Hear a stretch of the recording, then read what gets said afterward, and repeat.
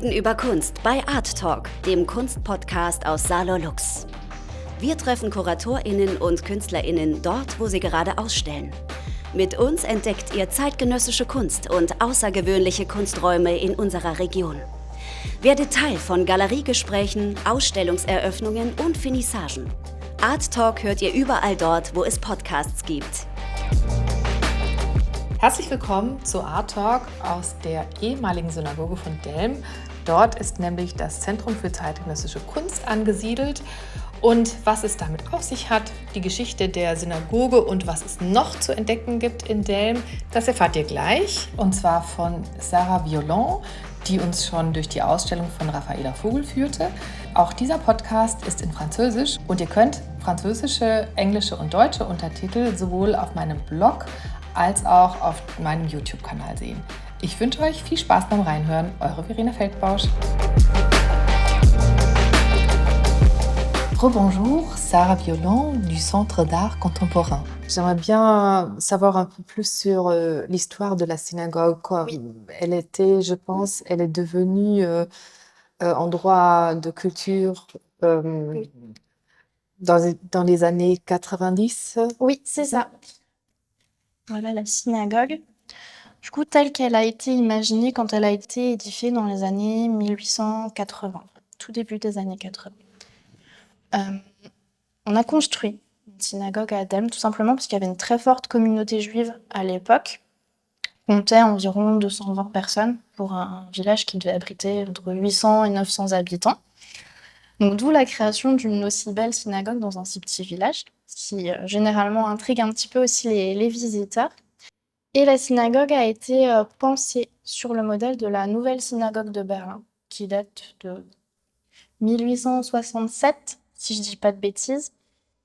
Et on retrouve en fait un bâtiment sur un plan carré, avec sur le toit donc cette coupole en bulbe qui était plaquée de tôle de cuivre, donc quelque chose d'assez luxueux, d'assez clinquant. On avait des demi-coupoles à chaque angle du bâtiment. Quelque chose dans un style mauresque orientalisant, tout simplement pour faire appel aux racines de la religion juive. La synagogue a été en partie détruite pendant la Seconde Guerre mondiale. Elle a été dynamitée de l'intérieur. Et donc tout le toit s'est effondré, on a perdu les vitraux, etc. Mais les murs d'enceinte sont restés quasiment intacts. Ce qui a permis qu'elle soit reconstruite très rapidement après la fin de la guerre. Mais il y avait un peu moins de budget. Donc on n'a plus le superbe bulbe, on a une coupole, toujours une coupole mais beaucoup plus modeste. Il n'y a plus les demi-coupoles à chaque angle du bâtiment et l'intérieur est tel qu'il est aujourd'hui, donc en béton, des lignes simples, droites et claires. À l'époque, l'intérieur était dans le même style que l'extérieur. On n'a pas d'image d'archives, mais on s'en doute juste parce qu'on a ces petites colonnades encore présentes. Donc la synagogue est reconstruite et elle continue d'être en activité en tant que lieu de culte jusque dans les années 1980.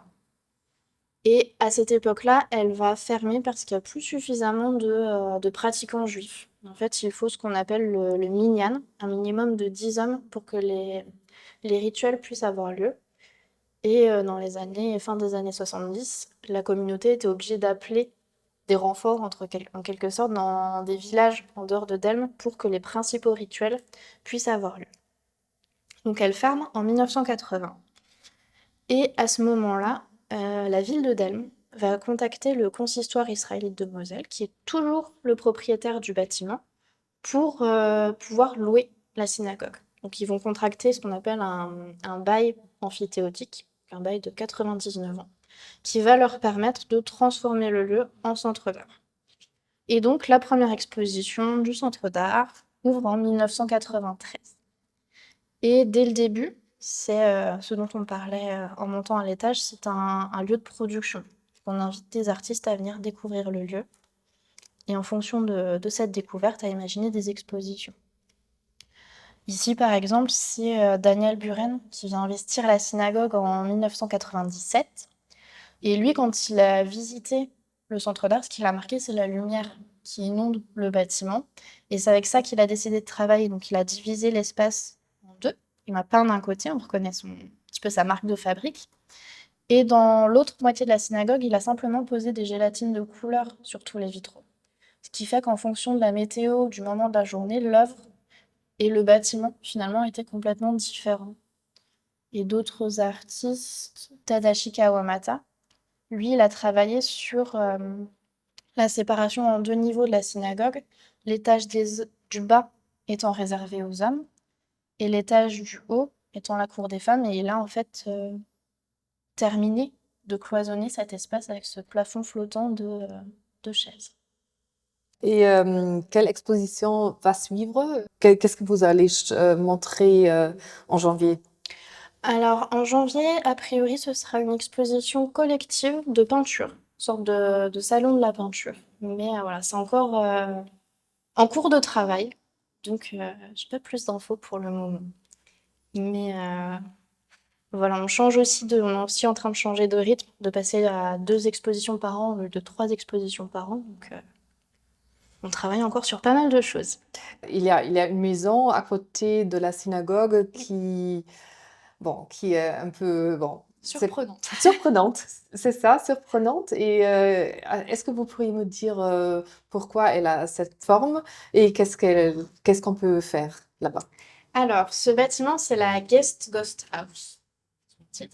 C'est une sculpture en fait qui recouvre une architecture préexistante qui a été imaginée par un duo d'artistes, Christophe Berdaguet et Marie Péjus, et qui a été inaugurée en 2012, donc il y a un petit peu plus de 10 ans maintenant.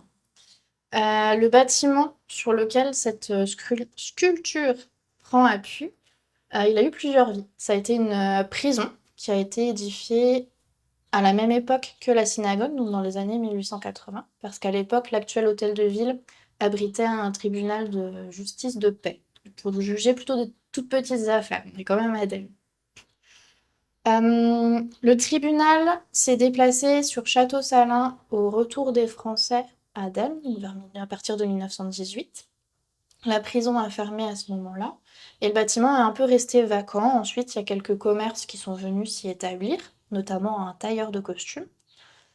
Et il va surtout reprendre vie dans les années 1950-1960, quand des classes de collégiens vont venir y avoir leurs cours. Donc le bâtiment va être un petit peu agrandi d'un préau. Et les collégiens vont rester là une dizaine d'années en attendant que le collège de Delme, qui est en fait juste derrière le centre d'art, soit construit. Une fois que les élèves partent, c'est la chambre funéraire de la ville qui prend la relève, à partir des années 1990 jusqu'en 2010, où elle déménage à son tour. Et là, c'est encore une fois une volonté de la ville qui vient un petit peu bouleverser, on va dire, ce bâtiment. La ville va lancer un appel à projet, une commande publique pour que ce bâtiment soit transformé. Parce qu'en fait, ce bâtiment fait un petit peu le lien entre la synagogue, l'hôtel de ville et la rue principale de Delme. Et sur l'arrière, on a le gymnase, le collège et l'accès aux nouveaux lotissements qui se construisent à peu près dans la même époque que le collège. Donc en fait, c'est une grosse zone de passage piéton. Et la ville voulait un petit peu faire quelque chose pour valoriser et dynamiser cet espace. Donc elle lance cet appel à projet. Et Christophe Berdaguet et Marie Péjus vont travailler pour leur sculpture sur cette histoire du bâtiment. Et ils vont s'inspirer surtout de ce passé de prison et de chambre funéraire pour travailler autour de l'idée du fantôme. D'où le nom du bâtiment, la Guest Ghost House. C'est à la fois la maison des invités, parce que c'est le lieu aujourd'hui où on accueille le public, et c'est la maison fantôme. Donc voilà un petit peu pour cet aspect. En fait, c'est comme si le bâtiment, moi j'aime bien le présenter comme ça, c'est comme le fantôme. À Halloween, il va mettre un drap blanc sur lui pour qu'on puisse le voir, qu'il puisse interagir avec nous. Ben là, de la même manière, la maison va se recouvrir d'un voile blanc et d'un coup, on a de nouvelles formes, justement plus organiques, qui vont apparaître, peut-être comme si elle voulait prendre vie et nous raconter tout ce qu'elle a vu passer entre ses murs. Et donc, le bâtiment, aujourd'hui, il est utilisé par le Centre d'art en tant qu'espace d'accueil du public. C'est vraiment un lieu qui est à destination du public. On peut venir juste boire un thé, discuter avec les médiatrices. C'est un espace où on accueille un point relais de l'artothèque de l'association Plus Vite, donc pour emprunter des œuvres d'art accrochées chez soi. On a une petite librairie, on a une bibliothèque qui se constitue au fur et à mesure des expositions sur les conseils des artistes, bibliothèque adulte et jeunesse. Et on a une grande salle d'ancien préau qui est complètement modulable, qui est espace d'accueil pour les gens, espace d'accueil pour des ateliers, des conférences, des projections de films, etc. Et on utilise aussi parfois la baie vitrée de cette grande salle comme zone d'exposition, pour des expositions beaucoup plus éphémères que celles qui ont lieu à la synagogue, et qu'on va penser en partenariat avec d'autres lieux culturels de la région. Voilà, l'histoire Mais- de ce bâtiment. Merci beaucoup. Et actuellement, elle est fermée parce qu'elle va être rénovée. Alors en fait, la sculpture qui recouvre le bâtiment, elle se compose de blocs de mousse, une sorte de mousse polyuréthane recouverte de résine. Et il y a un souci de compatibilité entre ces deux matériaux, ce qui fait que l'œuvre s'est dégradée. Et elle est fermée en attente du projet de rénovation qui suit son cours doucement parce que c'est une commande publique. Mais le projet de rénovation est suivi par un architecte, cette fois-ci, qui nous a préconisé de remettre le bâtiment d'origine à nu. On va tout enlever et ensuite l'œuvre va être reconstruite à l'identique, mais avec une autre réflexion sur les matériaux et en pensant aussi cette œuvre comme une coque vide qui va venir envelopper le bâtiment, parce que pour le moment, les blocs de mousse ils sont directement collés sur le bâtiment d'origine, donc en fait, aucune des deux entités ne respire vraiment bien. Mais voilà, les travaux suivent leur cours pour le moment. Et voilà, on travaille aussi en équipe réduite, donc la deuxième raison pour laquelle le bâtiment est fermé, c'est qu'il n'y a qu'une seule personne à l'accueil. Donc on ne peut pas ouvrir les deux lieux en même temps. Bien sûr. Merci beaucoup, c'était très intéressant. Nochmal ganz herzlichen Dank an Sarah Violon für die Erläuterung zur Geschichte der Synagoge und zum Guest Ghost House.